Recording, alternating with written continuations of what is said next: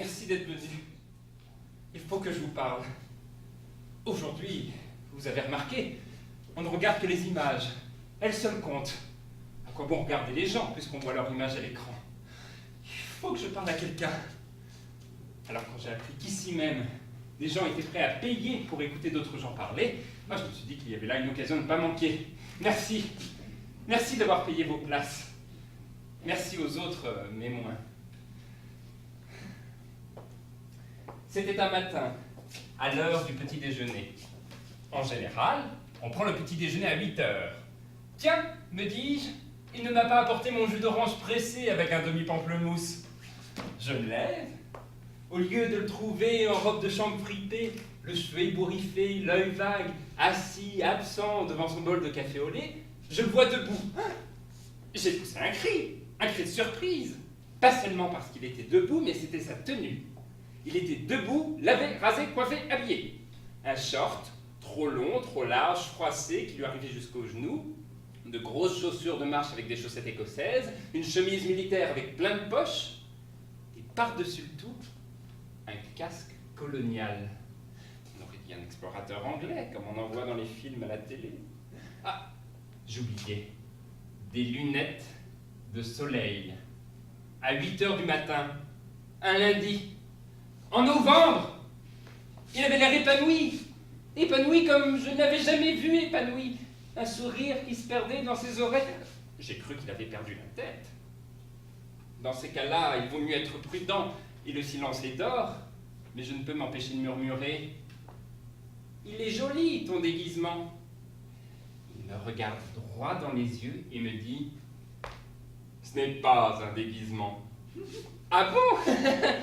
Je réponds, tout en restant sur mon quant à soi. Il ne s'était jamais déguisé de cette façon. Je m'en vais, il dit. Ah bon? Je répète, tout en ne sachant trop quoi dire. Et tu rentres quand? Je ne rentre pas. Je sens ma bouilloire intérieure qui commence à bouillir. Ne t'énerve pas, me dis. Tu ne rentres pas? Non. Et peut-on savoir où tu vas avec ton déguisement? Tu vas aller à ton bureau dans cet accoutrement? Ce n'est pas un déguisement. Enfile au moins un manteau, tu risques d'attraper froid. Je dis avec une pointe d'humour. Je ne vais pas au bureau.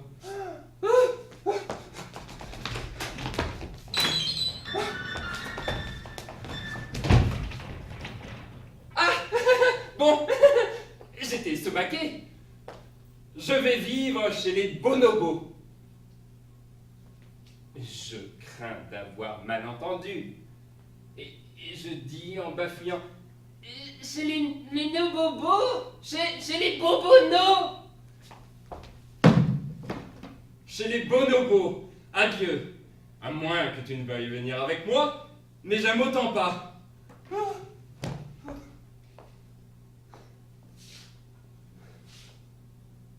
La veille, on avait regardé les informations à la télé. Il n'avait pas arrêté de s'indigner. Guerre par là, bombardement par-ci, attentat, coup d'État, chômage, sécheresse par là, sida par-ci. Il en a marre! Il avait crié. Ça vous avez cru? Tremblement de terre, incendie, accident, et j'en passe.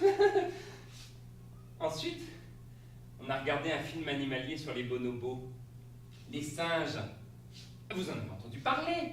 Ils passent leur temps à faire l'amour. Pour se dire bonjour, ils s'enfilent. Oh, excusez la crudité du langage, mais il n'y a pas d'autre mot. Pour se dire au revoir, aussi. Ah, pas de guerre chez eux, ni de conflit, ni de bagarre. Un problème, et hop, hop, hop, plus de problème. Ils ne pensent qu'à ça. Ils ne font que ça.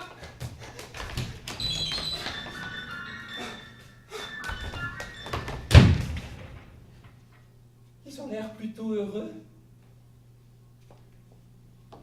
Il a dit dans un souffle, voilà la vraie vie. Et on est allé se coucher. Je ne sais pas ce qui lui a pris. Si c'est la vue des singes forniquant qui l'a excité, mais il m'a sauté dessus et m'a pris comme avant. Sauf qu'en même temps, il gloussait. un gloussement grave que je ne lui connaissais pas, et sautait d'une façon tout à fait déraisonnable. Après, on s'est endormi. Le matin, quand j'ai constaté qu'il ne m'apportait pas mon jus d'orange pressé avec un demi-pamplemousse, je me suis dit qu'il ne fallait pas lui en vouloir après la sarabande de la veille. Je m'en vais, adieu, il dit. Au revoir, Louis-Philippe, je lui dis, calme. Quand tu rentreras, n'oublie pas d'acheter une baguette de pain bien cuit. Il se met à hausser le ton. Je viens de te dire que je ne rentre pas. Qu'est-ce que tu vas faire chez les bonobos, en Afrique équatoriale? Tu ne les connais même pas. Je hausse le ton, moi aussi.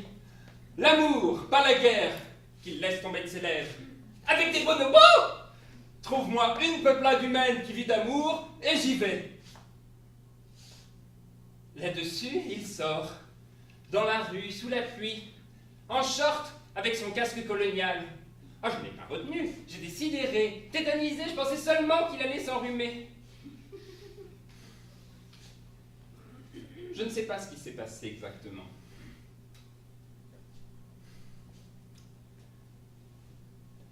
Je sais seulement qu'il est allé en Afrique, qu'il a rejoint effectivement un groupe de bonobos particulièrement égrillards. On m'a raconté. Il s'est mis tout nu et il s'est avancé vers eux en gloussant comme la nuit d'avant. Les femelles bonobos se sont mises à hurler, terrorisées en le voyant s'avancer, et se sont enfuis dans la forêt. Les mâles bonobos lui ont sauté dessus. On n'a pas su ce qui se passait parce qu'il était dessous et qu'il était dessus, mais ils se sont acharnés pendant des heures. Je sais qu'on l'a retrouvé tout nu, épuisé, hagard, hébété. On l'a rapatrié. Il est rentré à la maison après 10 jours d'absence en oubliant d'acheter le pain. Depuis, il ne dit mot. Silence. Rien. Il ne dit rien. Ne fait rien. Ne bouge pas. Ou il dort, ou il reste accroché à la tringle des rideaux en se tenant d'une main. Je n'en peux plus. Que dois-je faire? Je ne supporte plus. Je veux bien l'amener au zoo, mais qu'il y reste. Qu'il y reste.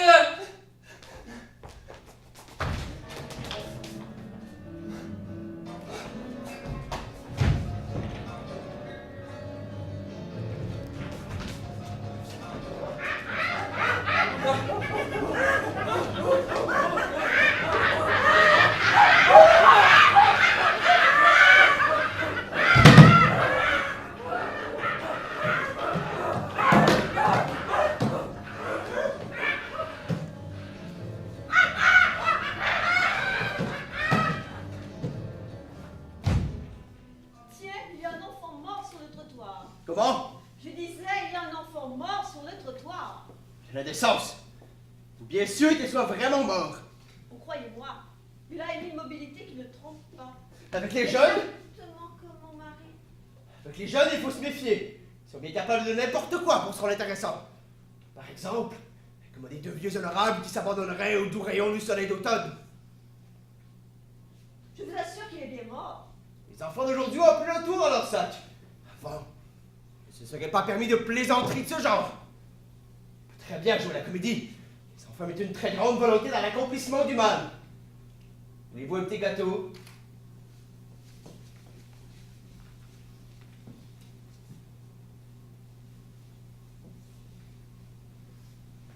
Merci.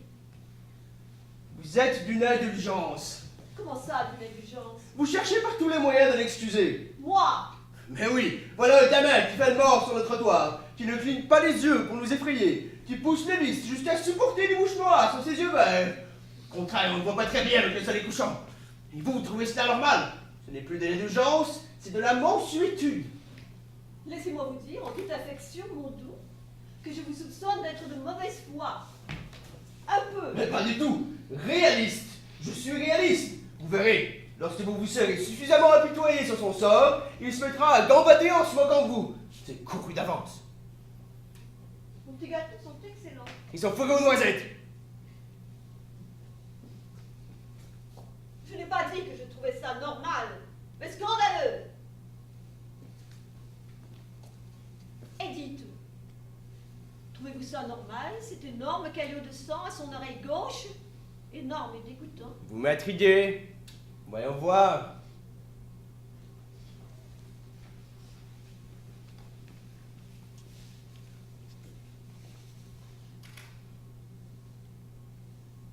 N'est-ce pas une preuve? Vous allez finir par me convaincre. Mais attendez, ça va en avoir le cœur net. Je vais lui jeter des petits cailloux. Il ne bronchera pas. Des petits cailloux, de plus en plus gros, jusqu'à devenir des gros cailloux. Il faudra bien qu'il réagisse. Sauf s'il est vraiment mort. Dans ce cas, je vous rendrai grâce.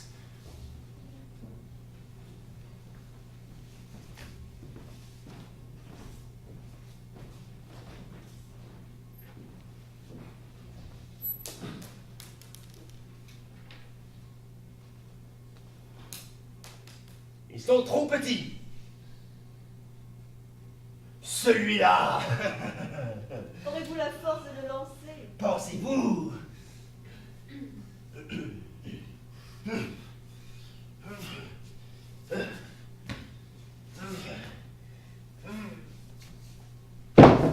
Et voilà, j'y suis arrivé. Êtes-vous convaincu? Il est bien mort. Il est bien mort, mais ce n'est pas une excuse.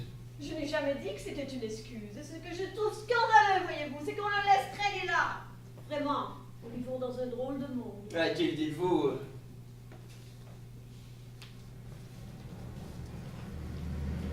Je vais crier.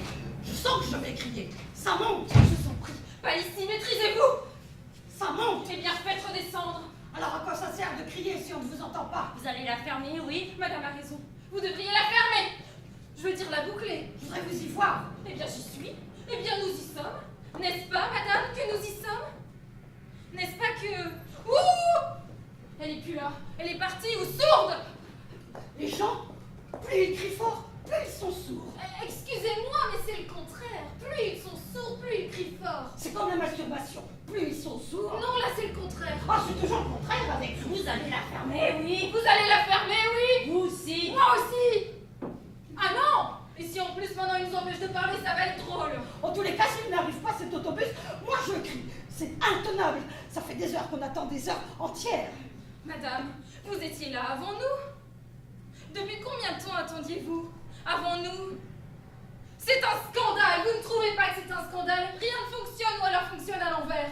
On se demande à quoi ça sert le progrès si ça sert à donner envie de crier. C'est la merde. En un mot, c'est la merde. Une grosse merde. Un tas de merde. Une montagne de merde. Le monde est devenu un Everest de On a merde. compris. Irrespirable. C'est bien pour ça qu'ils nous interdisent de crier, sans quoi ça serait une de ces vocales. Vous étiez là longtemps avant nous? Ouh! Vous étiez là longtemps avant nous? Je n'en sais rien. Ah bah, comme c'est curieux. Moi, quand j'attends, je sais toujours depuis combien de temps j'attends. C'est plus convenable. Pas vous? Pas vous? Il y a peut-être eu une panne. Ou un accident. D'habitude, on n'attend pas si longtemps. D'habitude. Il n'y a plus d'habitude. Tout change tout le temps. On n'a plus le temps de s'habituer. Les autobus n'ont jamais de panne et jamais d'accident. C'est statistique. Qu'est-ce que ça peut vous faire de savoir depuis combien de temps on attend? Puisqu'on attend, depuis combien de temps on est là? Puisqu'on est là, à quoi ça sert? Quand même! Ah si, ça sert. Je vais vous dire, moi je sais qu'au bout d'un certain temps, je craque. Si je ne sais pas depuis combien de temps il y a un certain temps, comment voulez-vous que je sache quand je vais craquer? Et quand je craque, je crie, craque. Moi, c'est le contraire. Quand je crie, je craque. Craque! Moi, quand j'attends, quand je sais que j'attends, parce que quand on ne sait pas qu'on attend, c'est tout à fait différent. Oui? Je ne crie pas puisque j'attends. Moi, c'est le contraire. Moi aussi, ça m'énerverait plutôt d'attendre. Quand on attend, on fait quelque chose.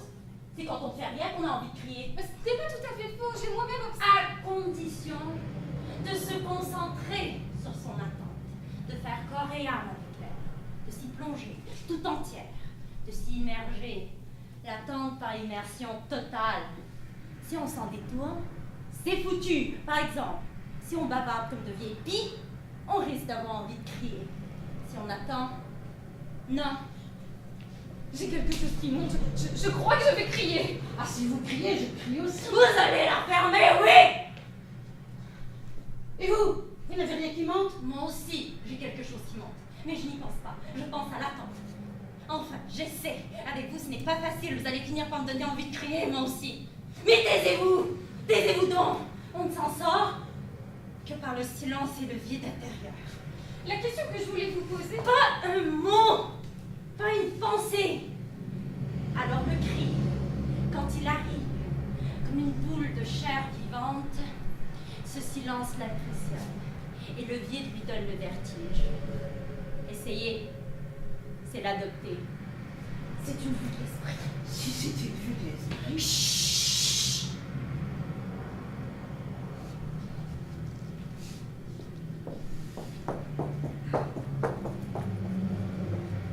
Madame! Madame! Votre cri, Oui, mon cri. c'est comment votre cri? Comment c'est comment mon cri? Oui, comme intensité. Comme décibels? Oh, je ne sais pas, on n'a jamais mesuré. Je veux dire, grave, aigu, rauque, déchirant. Moi, le mien, c'est un cri d'angoisse. Terrible. Un cri d'angoisse terrible. C'est ce qu'on m'a dit. Moi, le mien? Je ne sais pas. On m'a simplement dit que c'est un cri à se faire dresser les cheveux sur la tête. Moi, le mien, je l'ai enregistré. Et je l'ai écouté et réécouté. À chaque fois, ça m'a fait des frissons dans le dos. Le vôtre aussi, vous l'avez enregistré?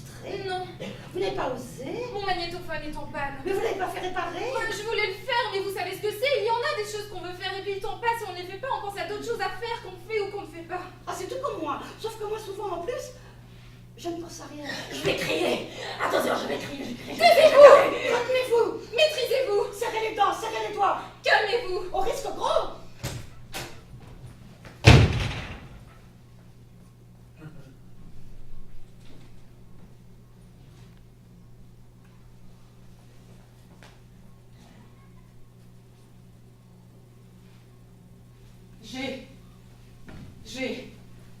J'ai planté un arbre. Moi. Dans ma cité, il n'y a pas d'arbre. Du béton, de l'asphalte, des dalles, du béton, de l'asphalte, des dalles, du béton. Mais des arbres? Que dalle. Justement, un jour j'aperçois, vous n'allez pas le croire, j'aperçois de la terre. Oui, à un endroit caché près d'un mur. Une dalle s'était cassée, la terre apparaissait, alors je me suis dit, il faut que je plante un arbre. Une cité sans arbre, ce n'est pas un endroit pour que les hommes y vivent. Alors, je suis allée en acheter un. Un petit, bien sûr, mais qui deviendrait grand, m'a assuré le marchand. Oh, je ne vous raconte pas mon voyage en autobus avec mon arbre dans les bras. Les sarcasmes. Les sarcasmes. Hé, regarde, il y a une conne qui se balade avec un arbre. La nuit, je suis allée planter dans le petit carré de terre entre les deux morceaux de dalle, discrètement. Puis tous les jours, je suis allée le voir, il poussait. Pas beaucoup, mais il poussait. Et la nuit, j'allais l'arroser. Pas toutes les nuits. Et puis un jour, qu'est-ce que je vois? Un chien. Un chien qui reniflait mon bout d'arbre. Et puis je le vois qui lève la patte sur mon arbre. Oh, j'ai voulu le chasser. Va-t'en, va-t'en, va-t'en, sale bête. Il se sauve, il aboie, joyeusement, comme un chien content d'aboyer. Et puis, qu'est-ce que je vois? Un deuxième chien qui arrive, et puis un troisième, et puis un quatrième. Ils aboyaient joyeux, comme pour une fête. À croire qu'il s'était passé le mot. Il y a un arbre, il y a un arbre. Ils arrivaient par dizaines. Certains traînaient leur maître accrochés à leur laisse. Ils se sont précipités sur mon arbre et ils se sont mis à pisser, heureux dans l'extase. Ils étaient trop nombreux pour que je songe à les chasser. Allez-vous-en, allez-vous-en, allez-vous-en. Ce n'est pas un arbre pour faire pipi, c'est un arbre pour la cité. Ils étaient là, jappant, frétillant, aboyant, remuant la queue et pissant. Ils s'en sont même prendre la peine de renifler. Oh. Ils l'ont tellement arrosé qu'il en est mort, mon arbre. Il est devenu tout jaune, tout sec, malgré les litres de liquide déversés sur lui. Moi, je suis rentrée chez moi et j'ai pleuré. Le lendemain, la police est venue. J'ai écopé d'une amende. Une amende. Vous comprenez? Vous comprenez? On n'a pas le droit de faire des plantations dans une cité. C'est interdit. Interdit. C'est interdit. Interdit les plantations. C'est interdit. Interdit. Interdit. C'est interdit. Moi, j'ai une amie, enfin une connaissance. On ne s'est jamais parlé, mais si on s'était parlé, on serait devenus amis. Eh ben, elle allait crier dans une cabine téléphonique en bas. À qui? À personne. On l'a reconduite à la frontière. Elle était étrangère? Non, Mais alors à quelle frontière? la plus proche. Mais quelle histoire! Vous trouvez aussi? Madame, c'était quoi le cri que vous alliez pousser tout à l'heure? Vous connaissez d'autres cris que des cris de haine? Oh bah oui, des tas! Des cris de douleur, des cris de pleurs, Des appels au secours. Moi, c'est souvent des appels au secours. des cris de plaisir! Mais oui, mais ça, il faut dire les choses comme elles sont ne sont plus comme avant. Avant, les hommes passaient leur temps à me sauter dessus.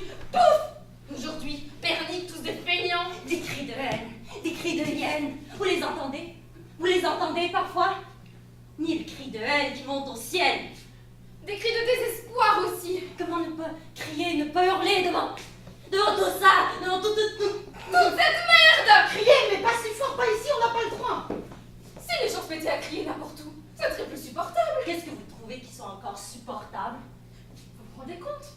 Dans la rue, au café, au bureau, chez soi, chez vous, chez moi, au risque de réveiller tout le monde, dans les toilettes même.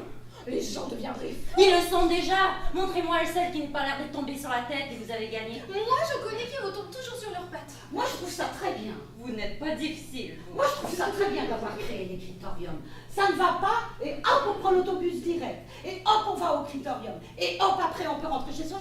Ça va mieux. On se rend compte qu'on n'est pas tout seul à avoir envie de crier, ça rassure. Et quand on n'est pas tout seul dans son cas, ça rassure. Je l'avais déjà remarqué.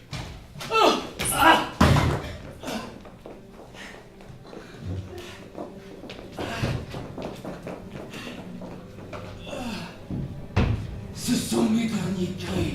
Et après, Après, il n'y aura plus de cris. ça m'étonnerait de vous. Il m'arrive d'étonner les gens. De les décevoir, oui. De les étonner, non. Vous êtes incapable de passer crier. Je crie comme je peux. Je m'apprête à pousser le dernier cri. Tous. Tous vos cris. Oui, Vos cris de joie, oui, vos cris d'amour. Oui, Ils étaient plutôt rares, vous en conviendrez. Vous n'avez jamais aimé vous-même. j'ai aimé. Vous avez cru. Vos cris de plaisir, terminés. Oui, Vos cris de jouissance. oui. Vous divaguez. Parlons plutôt de miaulement de lionceau. Vos cris d'émerveillement. Connais pas. Pourtant, S'émerveiller de quoi? À part d'être encore en vie. menteur, dissimulateur. Vos oh, vos ah, vos oh là là, vos soupirs d'émerveillement, vos cris. Terminé. Comme vos cris de douleur. Oui, La douleur sans cri. oui, Vos cris de souffrance, la souffrance sans cri. Vos cris d'angoisse, vos cris de désespoir, vos cris de terreur, vos cris d'indignation, vos cris de haine. Terminé. oui. Mais pourquoi? À quoi ça sert? Mais si on ne crie pas, comment faire savoir qu'on existe? Comment on existe? Le cri, c'est la vie. C'est un appel de vie. C'est la reconnaissance de la vie. À quoi ça sert de crier, puisque personne n'écoute? À quoi ça sert d'appeler, puisque personne ne répond? À quoi ça sert d'appeler à l'aide, puisqu'aucun secours n'arrive jamais? Vous devenez de plus en plus désespérant. Et Désespéré. désespérant. En tout cas, de moins en moins rigolo. Si vous voulez, je ne me suis jamais fait rire. Plus de cris, plus d'écrits. Ça va de soi. Je vous connais. Je vous connais mieux que vous vous connaissez. Vous ne saurez jamais résister aux mots. Ce sont les mots qui vous mènent. Ils sont votre sang. Il faut que ça bouge, que ça circule, que ça sorte, que ça fuse, que ça gicle. Ou alors c'est que vous serez mort. Oh, c'est peut-être ça. Tant qu'on vit, on n'est pas mort. Oh, voilà la grande erreur. S'imaginer qu'on n'est pas mort parce qu'on est encore en vie. Décidément, vous tenez à nous foutre le cafard. Ce n'est pas mon but. Quel est votre but? Pas de but. Mais pourquoi cesser de crier? Vous le dites vous-même, ça ne dérange personne. Plus en vie. Envie. Peut-être. Peut-être. Pas sûr. Si. C'est du baratin. Vous ne savez pas le coup. Vous êtes en train de nous raconter de belles histoires pour vous rendre intéressant, pour qu'on fasse attention à vous. Oh mon Dieu, je ne veux plus crier. Oh mais regardez, regardez le pauvre monsieur qui ne veut plus crier. Regardez-moi. Regardez comme je ne veux plus crier. Écoutez comme je ne veux plus crier. Écoutez comme je ne crie plus. Écoutez mes non cris. Ce sont mes derniers cris. Et après? Après quoi? Après vos derniers cris? Ce sera ma période sacrée. Il y en a qui ont leur période rose ou leur période bleue. Moi, ce sera ma période sacrée. Et vous allez faire quoi? Rien. Vous allez rester là, les bras ballants. Au moins quand vous poussiez vos cris, ça mettait un peu d'animation. Je vais me recroqueviller Intéressant ça. Dans le salon? dans ma coquille. J'aurais dû m'en douter. Toute votre vie, vous avez rêvé d'être un escargot. Les escargots ne crient pas. Bien sûr. L'escargot est un animal parfait. C'est la créature de Dieu. Je vous préviens, si je vous trouve en jardin à saccager mes salades, je vous ramasse et je vous mange avec du beurre et du persil. Cannibale!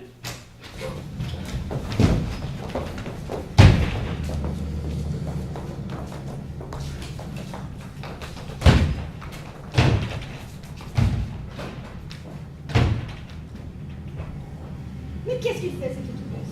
On ne va pas pouvoir tenir. Moi, je ne peux plus tenir. Ça va déborder, ça déborde, ça Mais vient. taisez-vous, vous n'allez pas recommencer. Ça vous va bien de faire de la morale. Quand j'attends seule, je ne crie jamais. En tout cas, crier, ça soulage. Après, on se sent mieux. Ce sentiment de honte, quand on rentre, quand on sort, avoir joué leur jeu, avoir accepté cela, vous le ressentez vous aussi? Mais non, pourquoi de honte on n'a pas à avoir, puisque tout le monde fait la même chose. Ça rassure. C'est quand on ne fait pas comme tout le monde qu'il faut avoir honte. Là, Oh mon Dieu! un autobus. Un autobus, là, le voilà. Où ça? Mais là, vous êtes bigleuse ou quoi? Je ne vois pas. Il passe au large. Mais qu'est-ce qui se passe aujourd'hui? Qu'est-ce que c'est que cette merde? C'est encore plus tourneboulé que les autres jours. Voilà maintenant que les autobus passent au large. C'est tout ce qu'ils ont trouvé à inventer. Je n'ai rien vu. Ce n'était pas un autobus, c'était un corbillard. Heureusement qu'il ne s'est pas arrêté. Qu'est-ce qu'on aurait fait? L'autobus est vert foncé, le corbillard est noir clair. C'est vrai qu'on peut les confondre. Je connais quelqu'un qui s'est arrivé. Mais comment aurais-je pu penser que ça m'arriverait? À moi? Les corbillards roulent beaucoup plus vite que les autobus et ils ne s'arrêtent pas aux arrêts d'autobus. La preuve. Allô? Allô? Oui, ils sont partis. Oui, ils étaient tous là, c'était merveilleux. 3 jours de bonheur, je t'assure, 3 jours de bonheur. Oui, oui, ils étaient tous là pour me voir. C'était formidable. Non, lui n'a pas pu venir, mais il a téléphoné. On a ri, on a ri. Et toi, ma chérie, tu viens quand? Quand viens-tu voir ta maman qui t'aime? Quand? La semaine prochaine. Et tu resteras jusqu'à mardi. Que je suis heureuse. Comment savez-vous que vous êtes comme les autres? Comment savez-vous que vous faites comme les autres, puisque vous ne savez pas ce que font les autres, puisqu'on nous met dans des cellules capitonnées, insonorisées? Mais si, quand on arrive, on est tous là, ensemble. On fait tous là que ensemble. On attend notre tour ensemble. On se comprime, on se compresse, on se confine ensemble. On est tous en soi le cri qui monte ensemble. Quand il y en a un qui craque, il assomme et le sort de la file. C'est normal puisque c'est interdit. Et quand on sort, on se retrouve tous ensemble. On est détendu, on parle, on rit, on rentre et on attend que ça recommence. Moi, je me sens comme tout le monde. Qu'est-ce que vous en savez de ce qu'ils font dans leurs cellules? Comme nous. Exactement. Qu'est-ce que vous en savez de ce qu'ils crient dans leur solitude capitonnée? Qu'est-ce que vous en savez de ce qu'ils ont en eux? Quel besoin impérieux de jaillir, d'exploser? Oh, madame est une intellectuelle. J'ai tout de suite vu que madame était une intellectuelle. Madame se pose des questions. Il ne faut jamais se poser de questions, ça donne encore plus envie de crier. Ce qui est comme ça est comme ça. C'est toujours ce que j'ai dit. Demain c'est autrement. Eh bien demain c'est autrement. On va au clitorium et tout va mieux. Si en plus il fallait se poser des questions, faut parler d'une mère. On est tous pareils, tous. Si tout le monde fait comme ça, c'est que c'est bien. Sinon, on ne ferait pas comme ça.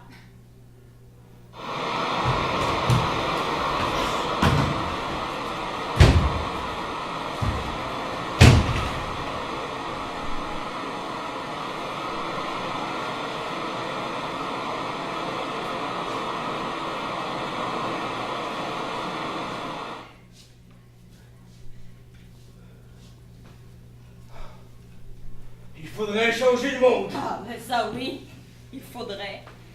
Tout changer, tout bouleverser, tout anéantir. Ah, mais ça oui, Il faudrait tout écraser, tout supprimer, tout effacer. il faudrait. Remise à zéro. Pas d'autre solution qu'une remise à zéro. À la base. Reprendre à la base. Mais attention, il ne faudrait pas tout détruire pour le seul plaisir de tout détruire. Ah, ben ça non, il ne faudrait pas. Il faut détruire pour reconstruire. Ah, ben ça oui. Il faudrait changer le monde. Mais Ah, ben ça oui. il n'est pas changeable. Ah, ben ça non. Détruire et reconstruire, c'est la noble tâche qui est dévolue à notre génération. Vous êtes d'accord? Ah, ben ça oui, toujours d'accord. Il faudrait, et ensuite il faudrait. L'être Ça, humain, c'est sûr. l'être humain, voyez-vous, s'est tellement trompé, tellement égaré qu'il est irrémédiablement perdu. Au départ, il possédait tout ce qu'il faut pour faire de la terre un paradis. Il en a fait un enfer. Donc, il faudrait tout gommer et tout recommencer. Ah, ben ça oui, il faudrait. Dès le début, au départ, la première erreur que fit notre ancêtre commun, sage à nous-mêmes, ce fut de descendre de l'arbre sur lequel il s'ébattait. S'il était resté sur son arbre, il ne serait pas allé en marchant sur ses pattes de derrière conquérir le monde. En bande, et en rencontrant d'autres bandes qui n'étaient pas contents d'être conquises. On cherche à conquérir un territoire. On ne cherche pas à conquérir un arbre, vous me suivez? Non. Ah, Mais je suis d'accord. cela ne l'aurait pas empêché de se tenir debout. Il sait très bien debout sur un arbre. Il a développé son cerveau, inventé la technique, l'informatique ou la machine à laver la vaisselle. Mais il serait resté dans l'arbre où il habitait, c'est-à-dire chez lui. Ça c'est sûr. Ainsi, elle aurait protégé les arbres. Par conséquent, les forêts. Ainsi, sauvegardant les forêts, sauvegarder la couche d'ozone. Ce qu'il faudrait, chère madame, Ah, ben c'est sûr, il faudrait. faudrait que l'homme remonte sur son arbre qu'il n'aurait jamais dû quitter. Allons le Parlement, on a porté la bonne parole aux hommes de notre temps et des autres temps. Disons-le. Il faudrait. Remontez dans vos arbres. Nichez-vous dans vos arbres. Quand vous serez dans vos arbres, réfléchissez bien avant d'en redescendre. Réfléchissez. Si vous en redescendez un jour, ne le faites pas avant d'avoir inventé un monde digne des hommes, et non cette poutrerie de merde animale. Ouais. Mais attention, Attention. Attention à quoi? on rejoint vos arbres. Cassez tout. Oui, faudrait tout casser d'abord. Venez avec moi. Mais où ça? Partout. Prêchez. Nous sommes les nouveaux prêcheurs. Maintenant? Pourquoi pas? Bah... Juste temps de prendre une paire de chaussures de marche et une valise. Allons-y, faisons la révolution et en chantant. La la la la la la. Mais dites, ça ne pourrait pas attendre après-demain. Parce que demain, j'ai promis à mon mari de l'emmener dans les grands magasins pour y faire quelques courses. Entre autres, il voudrait m'acheter un pull au vert jaune. Soit.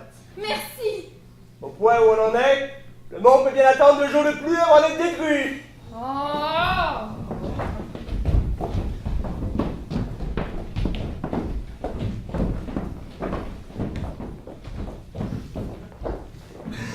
Vous êtes armés. Évidemment, Alors ça ne sert à rien de s'énerver. j'allais dire, Et vous êtes armés? Jamais. c'est intéressant.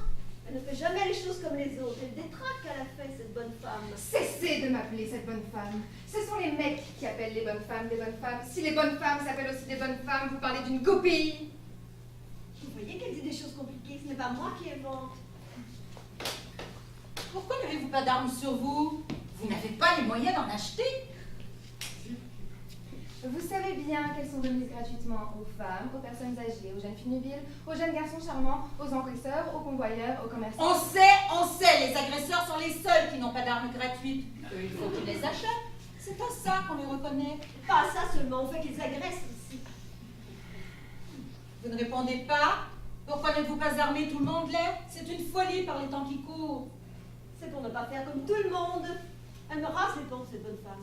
Je comprends pourquoi elle déconseille tant de parler en public. Pour deux raisons. Allez donc, elle complique. Une, ça ne suffisait pas. Premièrement, parce que je n'ai pas peur. Vous? Deuxièmement, parce que j'aurais trop peur, dans un mouvement incontrôlé d'impatience, de tuer quelqu'un. Je préfère aller un peu plus souvent que Carrière. Je ne vois pas le rapport. Plus on crie, moins on tue. Ou le contraire. Comme ça, si je comprends bien, vous y êtes fourré tout le temps. 2 fois par jour, ça suffit. Je me disais.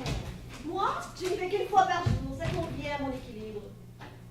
Madame suit peut-être un traitement. Moi, j'ai entendu parler d'une bonne femme. Elle vient pour la soigner. On l'a enfermée pendant 15 jours dans les cellules capitonnées. En sortant, elle ne pouvait plus crier. Elle n'avait plus de voix. Elle avait des cordes vocales comme des voix de chèvre. 2 fois par jour? Je ne savais pas qu'on pouvait. 2 fois par jour? Mais alors vous faites quoi de vos journées? Moi je n'y arrive plus tellement je suis occupée, pas une minute à moi. C'est comme moi, pas une seconde. L'agitation, le tournis, le tohu-bohu, le tourbillon d'avion. Enfin, vous voyez ce que je veux dire. Tiens, il y a un enfant mort sur le trottoir. Comment? Je disais, il y a un enfant mort sur le trottoir. Quelle indécence! Mais êtes-vous bien sûr qu'il soit vraiment mort? Oh, croyez-moi, il a une immobilité qui ne trompe pas. Exactement comme les Philippe. On veut se promener par un bel après-midi, flâner, admirer ce que la nature a de beau, de poétique. Le ciel bleu, les fleurs jaunes, le soleil rouge, l'herbe verte. Et que vous flanquez? Un enfant mort sur le trottoir. Vous ne me direz pas, le monde tourne à l'envers. Il faut toujours qu'il nous jette à la figure l'enviolence. Dieu sait pourtant si j'en ai vu, si les années ont été remplies. Des drames, des tragédies. Eh bien là, je trouve qu'on dépasse un peu les bornes. Puis que font les éboueurs? La grève? Sûrement la grève. Est-ce qu'avant les éboueurs faisaient la grève? Non. Les rues étaient propres. Capable de laisser ainsi plusieurs jours pourrir. Oh, mais qui s'occupe de notre avis, de ce que nous disons, nous, les vieux, les anciens? Personne ne nous écoute. Tiens, je les entends. Mais ouais, monsieur, il y a un enfant mort sur le trottoir et après, vous n'allez pas en faire une maladie. Une maladie? Insolent. Quand on leur parle, ils tournent la tête. Et puis, dites-moi, qu'est-ce qu'ils ont à parler tout le temps de la mort? Ils n'en ont plus peur. C'est pour cela que le monde va de travers, parce qu'on n'a plus peur de la mort, si vous voulez mon avis. Ils verront. Ils verront. Un jour, ils n'auront plus du tout envie d'en parler. Ils verront. Sale gosse. Faire ça sur le trottoir. Quelle impudeur. Ils verront. Avant, on parlait moins de la mort et on s'en portait mieux n'importe où. Maintenant, on meurt n'importe où. C'est à croire qu'ils en sont fiers. Moi, je trouve ça franchement ignoble. Écœurant et répugnant. Et je pèse mes mots. Ça devrait être interdit. Oh, il y en a des choses qui devraient être interdites. Avant. Ah. Avant, on se cachait. On ne mourait pas n'importe où devant les gens. On s'enfermait. On cherchait son trou. Et là, sans déranger personne, sans témoin, sans tomber dans l'exhibitionnisme, on rendait tranquillement son âme à Dieu. C'était une affaire personnelle. Sur le trottoir. Dans la rue. Pourquoi pas sur une avenue distinguée, dans le métro même? Maintenant, les gens meurent même à la télévision. C'est pourtant vrai. Là, sur l'écran, devant des millions de gens comme vous et moi, quick, ils s'imaginent que ça nous intéresse. Regardez le Vietnam, par centaines sur l'écran. Biafrais, Indiens, Mongols, les Noirs, les Jaunes, les petits-enfants avec leur gros ventre. Est-ce que c'est seulement vrai tout ça? Ah, vous ne me direz pas. L'Italie a assis sa misère. Ces peuples sont sans pudeur. Ils ne connaissent pas les usages. Quand on a de la misère, on la cache. Et on n'essaye pas d'en faire profiter les autres. Après, on dit que les vieux sont dépassés. Mais vous êtes là. Vous dînez. Vous êtes mijoté un bon petit plat comme on n'en fait plus. Maintenant, c'est conserves, vitamines et compagnie. Paf! Plein les yeux! Des cadavres! Des vivants tellement maigres qu'on ne sait même plus. Est-ce que ce sont des choses à montrer, dites-moi, à l'heure du dîner? Oh, ce n'est pas en essayant de nous couper l'appétit qu'ils en auront plus. Et avant l'heure de coucher, ils remettent ça. Comment voulez-vous qu'après on ne fasse pas de cauchemar, qu'on dorme tranquille? Et maintenant, voilà, dans la rue, sur le trottoir, ils ne savent plus quoi faire vraiment pour s'occuper. D'abord, de notre temps. On ne mourait pas jeune. C'était les vieux qui mouraient. Et c'était bien comme ça. Personne ne s'en plaignait. Maintenant, tout le monde meurt, n'importe quand. J'ai mon pauvre, ou plutôt j'ai mes pauvres, deux. L'un chante, l'autre pas. L'un est assis sur l'escalier, à la sortie piéton du parking du supermarché. Il chante. Des chansons de sa composition, paroles et musique. On y parle souvent d'amitié, de copains, parfois d'amour, mais moins. Il s'accompagne à la guitare. Il a une belle voix. Une fois, je le lui ai dit, il était content. Je lui donne toujours quelque chose. À la longue, on se connaît, on se salue. Il me dit bonjour, me demande comment ça va. Il arrive qu'on se serre la main. Mon autre pauvre se place à la sortie du supermarché, à l'entrée du parking, près des caisses automatiques. Il ne bouge pas, ne dit rien, ne demande rien. Discret. Il tient à la main une tasse de métal blanc. Beaucoup de gens y mettent une pièce. On vient de récupérer sa monnaie à la caisse et certains se sont gênés de passer sans le voir. Il dit merci. Très doucement. On se connaît aussi. Quand il me voit de loin, il me salue, il me dit bonjour. Puis merci, puis me souhaite une bonne journée et je lui réponds « Ah, vous aussi, je vous souhaite une bonne journée !» Nous ne nous sommes jamais serré la main. Il m'arrive souvent de croiser, surtout au beau jour, d'autres personnes qui tendent la main. La plupart du temps, je ne leur donne rien. C'est normal, vous comprenez? J'ai les pauvres, on ne peut pas donner à tout le monde. Pourquoi vous criez? En voilà une question idiote. Quand on crie, on crie. À quoi ça sert de savoir pourquoi on crie? Vous finirez par une tumeur au cerveau. Le secret de la cellule quand on crie, c'est comme le secret de l'isoloir quand on vote. Ce qu'on crie, c'est personnel. Je ne vous demande pas ce que vous criez, je vous demande pourquoi vous criez. Ça ne vous regarde pas. Parce que c'est comme ça. Vos petites histoires, nos petites histoires. Il y en a des millions d'histoires pareilles, pas de quoi prendre un porte-voix. Oh, mais elle est super stressante, cette bonne femme. Elle veut nous faire discuter. À quoi ça sert de discuter? Est-ce que vous croyez que les gens qui discutent sont plus heureux que les autres? Certes non. On est tous pareils. On veut jamais dire. C'est ça leur force. Je vois très bien dans son jeu. Elle voit très bien dans votre jeu. C'est quoi son jeu? Elle veut nous faire dire des choses, je ne sais pas quoi. Des choses? Et une fois qu'on les aura dites, elle nous fera signer un truc ou quelque chose comme ça et on ne pourra plus revenir dessus. Et on sera fichés. Et on sera fichus, c'est le cas de le dire. Et après, si on fermait les critoriums, si nous en interdisait l'accès et le dépenser, ça me donne envie de crier. Vous trouvez ça normal? Quoi? Les critoriums? C'est normal puisque ça existe. Méfiez-vous, elle vous entraîne. Mais qu'est-ce qu'il fait ce bus? Mais qu'est-ce qu'il fait ce bus? Je n'ai jamais autant parlé d'un coup, moi. Il va se mettre à pleuvoir, c'est sûr. C'est pour ça qu'il se passe toujours des choses. Et puis qu'après, il se passe jamais rien. Mais bien sûr que c'est normal que ça existe. Ah, elle est d'accord. C'est un piège. Mais ce qui n'est pas normal, c'est qu'on y aille. Ah, elle est suffocante, cette bonne femme. Je suffoque. Il y a quelque chose qui existe et on n'irait pas. C'est comme s'il y avait une nouvelle chose et qu'on s'en serve pas. À moi, bien sûr qu'elle ne sert à rien. Ce qui n'est pas normal, c'est qu'on s'y précipite, sans savoir pourquoi, sans jamais essayer de dire pourquoi. Qu'on ait cette irrésistible, cette implacable envie de tout casser, de tout briser, de tout détruire. Envie de tirer, de brûler, de saccager, de renverser des montagnes. Envie de se dresser telle une statue du commandeur et de hurler jusqu'à l'épuisement de ses forces, de hurler « Arrêtez! Arrêtez, mais arrêtez! Ce n'est plus possible de continuer comme ça. Ce n'est pas ici que les hommes doivent vivre. Ce n'est pas ainsi que les hommes doivent vivre. Arrêtez! » C'est fondamentalement, radicalement, à la base, au départ, à zéro qu'il faut... Et c'est là devant l'impuissance des mots, dans la solitude noire de la foule qui vous ignore, qui passe, qui se meut, qui s'écoule, que vous sentez votre cri monter, se former en boule de feu et de sang au fond de la gorge. Arrêtez! Arrêtez. Et ce sont des larmes qui empêchent vos mots de vivre. Arrêtez! N'allons plus au critorium, n'y allons plus! Elle est folle! Pas si fort! Tous ensemble! Toute cette boule! Se regarder, enfin! Cessez d'avoir les yeux rivés au sol quand vous y cherchez les traces de notre ombre! Crions! Crions! Tous ensemble! Ici! Ici! Vous vous rendez compte du spectacle?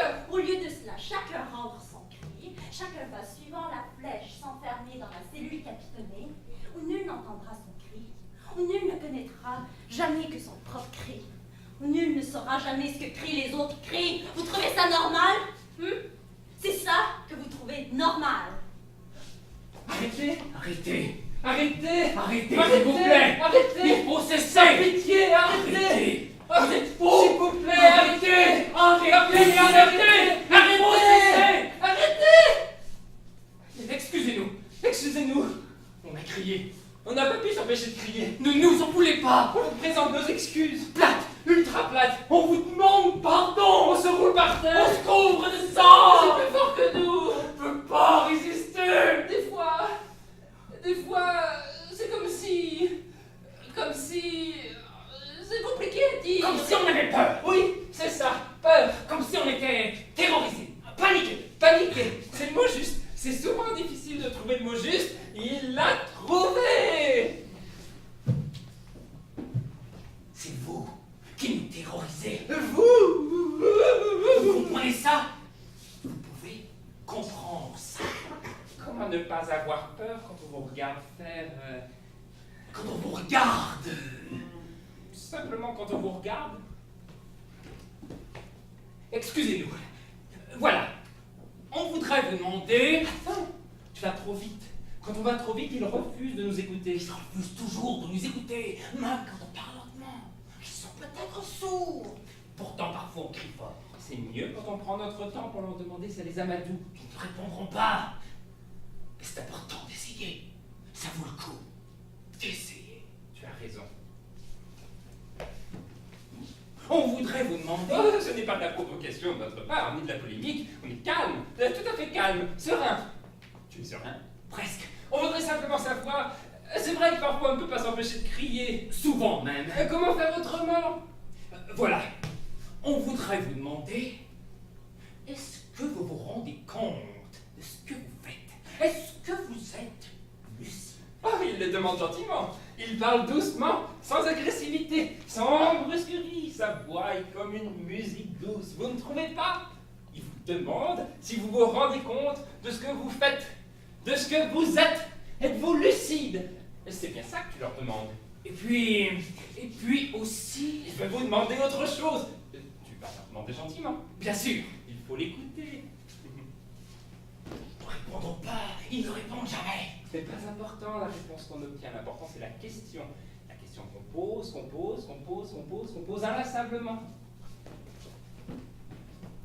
Vous regardez-vous vivre.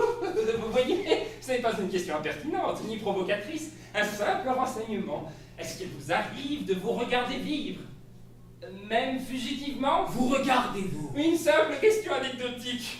Et puis aussi... Il y a encore une question à vous poser. C'est merveilleux d'avoir tant de questions à poser. À vous aussi, il vous arrive d'avoir envie de poser 1000 questions? Oui? Non? Il faut rire. Je ne crois pas, ils n'ont vraiment pas des têtes à rire souvent. Ils vont trouver ma question ridicule. Ils vont dire que j'enfonce des portes ouvertes. Il ne faut jamais avoir peur de poser des questions. Une question n'est jamais ridicule. Parfois, des réponses le sont. Grotesques, même ignobles, honteuses, indécentes, cruelles, criminelles. Excuse-moi. Je t'en prie. Je me suis emporté. C'est normal. Je veux dire, tu comprends? Questionner, se questionner, ça signifie qu'on vit. Interroger, s'interroger. Quand on n'exprime plus d'interrogation, c'est qu'on est mort. Même si on est encore en vie, c'est notre capacité à interroger qui nous maintient en vie.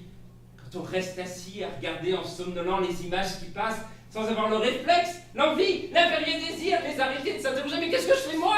Ce que je fais est-il digne de moi, digne d'un être humain? Je voulais leur demander. Est-ce qu'il vous arrive de regarder une map monde? Voilà une question originale. Il vous demande s'il vous arrive de regarder une map monde. Simplement de la regarder, de vous dire, c'est là que je vis. Je suis une tête d'épingle microscopique sur cette petite boule. Alors est-ce ainsi que je dois vivre? Que de questions qui semblent banales, mais dont les réponses sont redoutables. Imaginez! Crois-tu que tous soient encore capables d'imaginer? Imaginez qu'avec une force transcendée, vous projetiez la map monde en l'air, comme Charlot dans Le Dictateur. Vous vous souvenez? Assez haut pour qu'elle ne redescende plus, qu'elle devienne un petit objet minuscule, gravitant, avec vous dessus. Vivant. Quelle chance! Mais quelle chance immense d'être là! D'en avoir conscience. Est-ce que je profite de cette chance? Est-ce que je sais en profiter? Ce n'est pas important que vous répondiez à cette question. Nous non plus, nous n'avons pas la réponse. L'important, c'est de la poser. Allez-vous continuer à être ce que vous êtes, à faire ce que vous faites? Faites attention à ne pas être désagréable, à ne pas provoquer. On a envie de crier, mais arrêtez! Cette planète ne vous appartient pas. La vie ne vous appartient pas. L'avenir ne vous appartient pas. De crier arrêtez! Mais arrêtez! Vous n'avez pas le droit de tout gâcher ainsi! Arrêtez! Arrêtez! Arrêtez! S'il vous plaît! Arrêtez! Il faut s'assumer! Arrêtez! Arrêtez! Arrêtez! Ce n'est pas la peine de faire des discours. Ça sert à quoi? Excusez-nous! Excusez-nous! À comprendre? Comprendre, ça sert à quoi de comprendre? Être encore plus malheureux dans ce monde de merde? Les plus heureux sont ceux qui se saoulent d'images. Au moins pendant ce temps-là, ils ne pensent pas. Et vous n'en avez jamais marre? Évidemment, sinon, on n'irait pas là-bas. Moi, je trouve que c'est très bien comme ça. Moi, je trouve que tout va très bien comme ça. Chacun vit sa vie. Et quand ça ne va pas, eh bien, on y va. Quand ça ne va pas? Oui, ça ne va pas. Tous les Comme jours. tout le monde. Tous les jours. Vous vous moquez, vous y allez 2 fois par Je jour. me moque pas. C'est ce qu'on appelle les règles de la société, les règles de la vie en société. Est-ce qu'il y a encore une société quand on n'est plus que haine ou indifférence? Consommation d'images débiles, fuite perpétuelle, fuite toujours. Surtout ne jamais se regarder vivre, ne jamais nous regarder vivre. Et crier, chacun dans sa cellule, sans savoir pourquoi on crie, comme si c'était l'effet d'une maladie qu'on guérit en la taisant. En voilà assez, peu importe de savoir pourquoi on a envie de crier. L'important quand on a envie de crier, c'est de pouvoir crier. C'est ça la liberté, c'est pour ça qu'on a inventé l'écritorium. Pour vivre dans un monde libre, un monde de merde libre. Je faisais mes courses habituelles dans mon supermarché habituel. Un supermarché de taille raisonnable, humaine, si ce mot peut être attaché à ce genre d'établissement. Pas une immense fourmilière, mais un magasin où on connaissait quelques vendeuses, où soi-même on était parfois reconnu. Il arrivait qu'on se sourie. Mais tristement, ce n'était pas un lieu de sourire, mais un lieu d'achat. Il y avait du monde à cette heure-ci. L'accès aux caisses était encombré. Il y avait des queues interminables, partout. Les chariots des clients étaient pleins à ras-bord, à donner le vertige. Vraiment, tous ces gens mangeaient tout ce qu'ils achetaient. Des produits nécessaires, certes. Tout ce qui fait les menus de base d'un animal omnivore. Mais aussi et surtout un amoncellement de produits inutiles, à la mode, sortis des écrans de publicité, des écrans de télévision. De beaux emballages, bariolés de couleurs séduisantes, des produits plus, moins, alléchés, décrémés, délipidés, déféculentés, sans goût souvent, mais aseptisés. Dans l'ensemble, on attendait tranquillement, en écoutant, ou plutôt entendant, une musique d'ambiance chargée de détendre nos neurones d'acheteurs.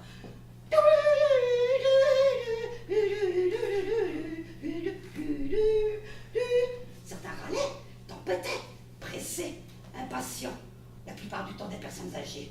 Les vieux sont souvent pressés, comme s'ils avaient hâte d'accomplir un tas de choses inutiles et vaines avant de mourir. Laissez-moi passer! Hâtez-vous! il faut que je le fasse de toute urgence. À un moment, une voix s'élève, une voix de femme. Elle parle fort, mais sans agressivité. On écoute cette intéressante diversion. L'indiscrétion fait partie des petits plaisirs de la vie. Allô? Oui! Oui, ils sont partis! Oui! Ils étaient là, tous là pour me voir. C'était merveilleux. 3 jours de bonheur. Je t'assure, 3 jours de bonheur. Oui! Ils étaient tous là pour me voir. Oh, c'était formidable. Non, lui n'a pas pu venir, mais il a téléphoné. Oh, on a ri. On a ri. Et toi, ma chérie, tu viens quand? Quand viens-tu voir ta maman qui t'aime? Quand? La semaine prochaine? Et tu resteras jusqu'à mardi? Ah, je suis heureuse. Elle parlait. Nous écoutions un peu moqueurs. On essayait d'apercevoir cette femme heureuse qui téléphonait avec tant d'entrain.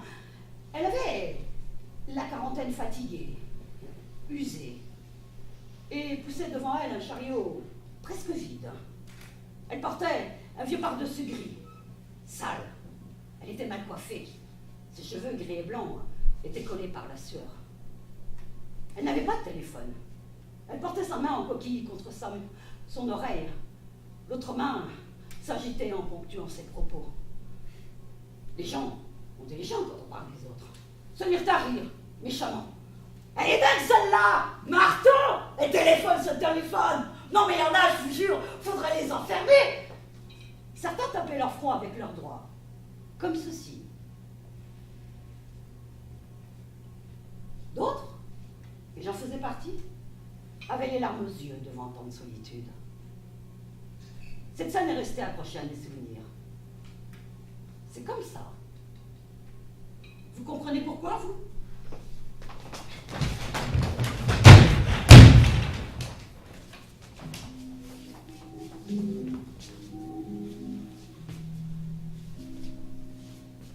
Ils nous observent. Vous croyez? Nous sommes peut-être des cobayes. Elle cherche à nous faire crier de trouille ou quoi? Ils viennent nos réactions, les soupèsent, les analysent. On serait sondés, nous. Ils attendent de voir ce qu'on va faire, ensemble ou séparément. Un tiers des personnes observées rentrent chez elles, un tiers attendent quand même l'autobus qui n'arrive pas, et un tiers vont à pied au critérium. Et pourquoi pas? Ils doivent se dire en nous écoutant. Et n'ont pas écouté tout ce qu'on dit. J'ai horreur qu'on m'espionne. D'habitude, je ne parle pas. C'est parce que l'autobus n'arrive pas qu'on a parlé. Pas vrai? Pas vrai? Ne dites pas de sottises, vous savez bien qu'il y a des micros et des caméras invisibles partout, à cet arrêt d'autobus forcément. Dans les chambres d'hôtel? Surtout dans les chambres d'hôtel. Ils doivent se dire, elles s'interrogent, elles envisagent différentes solutions. 3 exactement pour l'instant, il y en a peut-être d'autres. Je ne vois pas. Par exemple, monter dans la première benne à ordures qui passe. Ils auraient prévenu, j'aurais mis un vieux jeans.